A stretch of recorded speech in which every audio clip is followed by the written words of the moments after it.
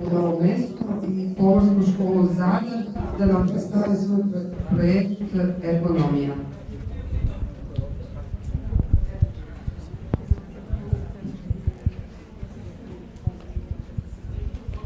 Dobar dan svima. Kao što je već najavljeno, mi smo spremili projekt Ergonomija. Ovo su učesnici, učenici i mentori. Malo ćemo općenito o ergonomiji zato što je to dosta ljudi strani pojam. Ergonomija dolazi od grčke riječi ergon, što znači djelo, čin ili rad, i nomos, što znači običaj, red i zakon. Ergonomija je zapravo znanost koja je posvećena proučavanju radnih uvjeta, kako se čovjek prilagođava tim uvjetima te kako prilagoditi radne uvjete čovjeku.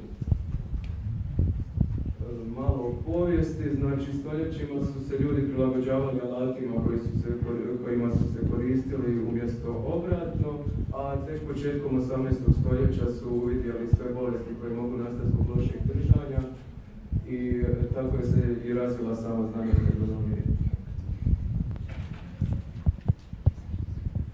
Postoje tri podjele ergonomije, fizička, kognitivna i organizacijska. Fizička se bavi anatomijskim, psihološkim i biomehaničkim karakteristikama ljudskog bića u njihovom odnosu sa fizičkom aktivnošću. Kognitivna obrađuje mentalne procese kao što su percepcija, pamćenje, mišljenje te motorika, i organizacijska proučava optimizaciju socijalno-tehničkih sistema, uključujući njihovu organizacijsku strukturu, pravila te procese. U sklopu projekta održano je predavanje u Školi narodnog zdravlja Andrija Štanica. Predavač je bio Sen Dobrić, te nam je on prezentirao kako najlakše elektronski pristupiti podacima vezano za bilo koju temu, kako doći do određenih istraživanja koja su provedena, te koliko je važan ergonomski dizajn stranica za pretraživanje.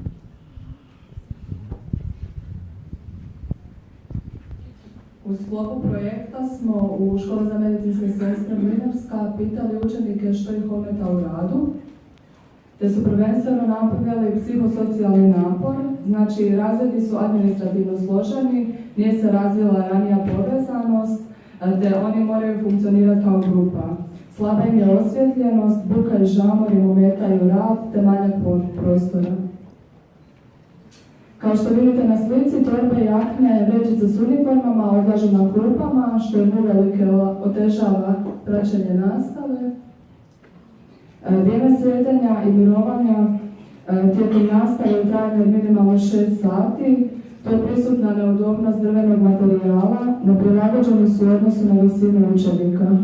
Dakle, slika prikazuje kako učenik provodi većinu svog vremena u školi u odnosu na ovu djevojku. I tu je prikaz kolika je razlika između učenika i stolaca.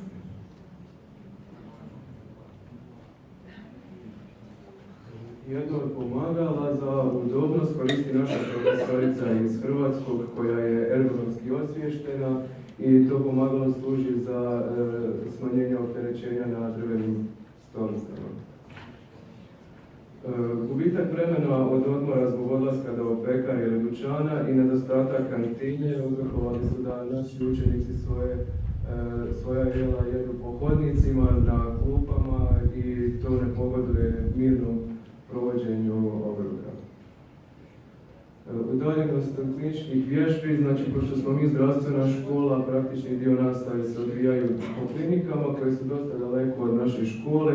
Treba nekih sat vremena do najbliže klinike i još vrijeme koje se potroši za samu pripremu za početak vježbi.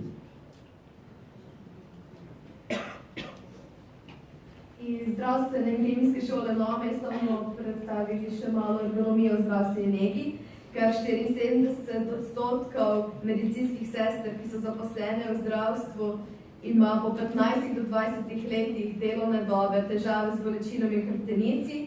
Vzrok za te težave pa so pravzaprav največkrat nepravilno in narobe dvigovanje in premeščanje pacientov.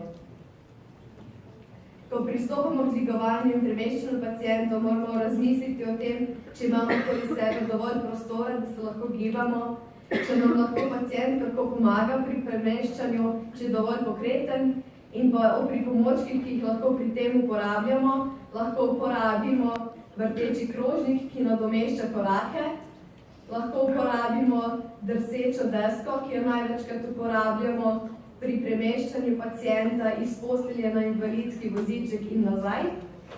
Lahko uporabimo pas, ki ga namestimo pacientu pod zadnjico, in pa pas, ki ga namestimo pacientu okoli pasu ali pa zdravstvenemu delavcu okoli pasu. Ko pristopimo k pacientu, izvajamo tehniko drsenja in dvigovanja, kar pomeni, da pacienta na postelji približamo s pomočjo drsenja. Uporabljamo različne pripomočke, kot so vrečka, rolbo deska in podloga, na kateri pacient leži. Preden se lotimo dela, pacientu razložimo postopek, ki ga bomo upravili. Delovno površino prilagajamo nam primerno višino. Ne uporabljamo grobih prijemov, uporabljamo nežne, gladke prijeme s celo dlanjo in med premikanjem pacienta na postelji mu podlagamo dele telesa, naprimer z vzglavnikom. Uporabljamo sledeče ukaze: dvigni, potegni, kar pomeni, da sodelavec na eni strani bolniške postelje dvigne podlogo, na kateri leži pacient, medtem ko sodelavec na drugi strani bolniške postelje potegne podlogo, na kateri leži pacient. S tem omogočimo, da pacienta premikamo levo oziroma desno ali pa da ga damo na bok. Potem uporabljamo tudi ukaz naprej-nazaj, kar pomeni, da podloga, na kateri leži pacient, s njo lahko pacienta pomaknemo više ali niže po postelji. Zapomnimo se tudi, da so noge v razkoraku, kolena so pokrčena in hrbtenice izravnana. V sklopu praktičnega usposabljanja v bolnišnici in domu za ostarele smo dijaki Srednje zdravstvene šole Novo mesto naredili raziskavo, in sicer smo opazovali zaposlene v bolnišnici, kako dejansko uporabljajo pripomočke za pomoč pri premeščanju.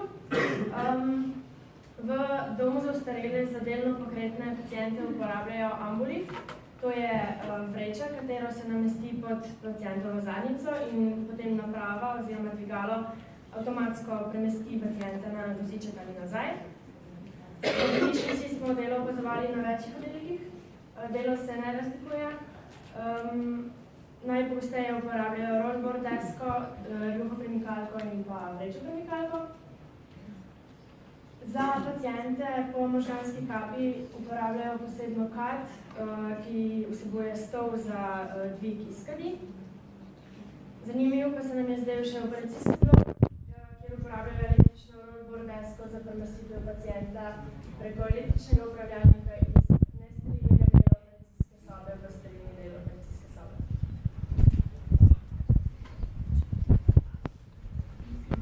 Sedaj vam bomo prikazali še dva primera pravilnega ergonomskega premikanja pacienta iz bolniške postelje na invalidski voziček. Ker pa bolniške postelje in invalidskega vozička nimamo, bomo uporabili kar dva stola. Pri prvem primeru bomo uporabili vrteči krožnik, ki ga namestimo pacientu pod noge, in pa pas, ki ga bomo namestili pacientu okoli pasu.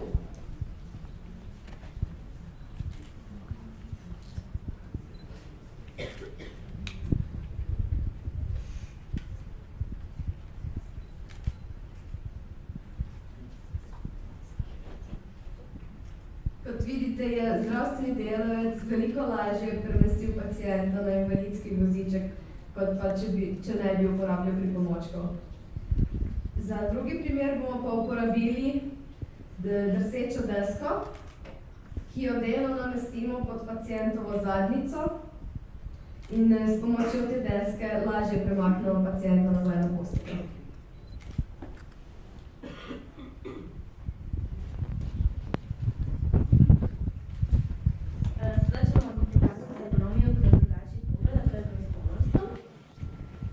Niste znali, ali 90% sve svjetske robe se prevoze hitan mora i tu je ključan ljudski faktor. Svugdje su prisutne nesreće, pa tako i u pomorstvu, te su istraživanja pokazala da u 80% slučajeva krivac upravo čovjek i njegovi postupci i upravo to košta kompaniju $540 milijuna godišnje. Krivac ljudske pogreške su loše dizajnirana oprema, loš raspored te opreme i neadekvatno rukovanje. I sada ćemo vam probati predočiti kako su izgledali uvjeti na brodu nekada, kako izgledaju sada.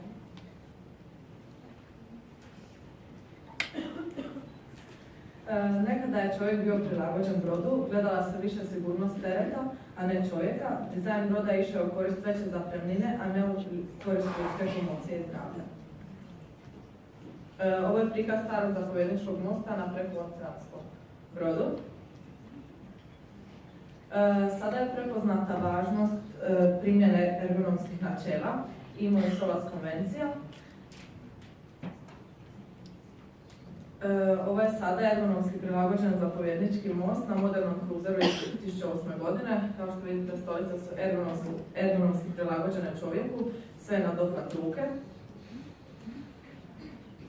Crane Control Room, kontrolna soba upravljača dizalicama. Te smjene traju do 12 sati, pa je vrlo važno da bude sve udobno. Tu su također posebno oblikovane fotelje, prilagođene ljudskom tijelu i također je sva oprema na dohvat ruke. Popričali smo s našim profesorima, oni su nam podijelili svoja iskustva i rekli neke prijedloge. Jedan od najvećih problema je to što ljudi koji projektiraju brodove nisu ujedno i ti koji žive na brodovima i trebalo bi se prilagoditi brodove više prema sugestijama pomoraca. Neki od nedostataka su, na primjer, ulasci u skladišta i tankove. Oni su često preuski i preniski. Zidovi prenose vibracije brodskih motora i dolaze do ranijeg umora glavobolja te do trajnog oštećenja sluha. Stepenice su neprilagođene ljudskom stopalu, a ograde su preniske.